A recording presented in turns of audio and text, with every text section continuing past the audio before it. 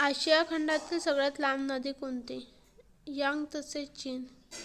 Egypt देशास कोणत्या नदीची देणगी लाभली आहे? नाईल नदी. भारतातील सर्वात उंच पर्वत शिखर कोणत्या राज्यात आहे? सिक्कीम. हिमालय पर्वत हा कोणत्या प्रकारचा पर्वत आहे? वरली पर्वत.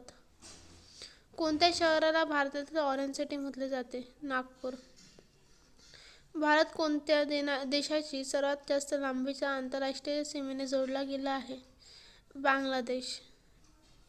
1905 मध्ये बंगालची फाळणी कोणत्या व्हायसरॉयने जाहीर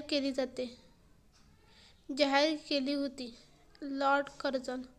विधवांच्या शिक्षणासाठी कोणी अनाथ बालिकाश्रम स्थापन केले?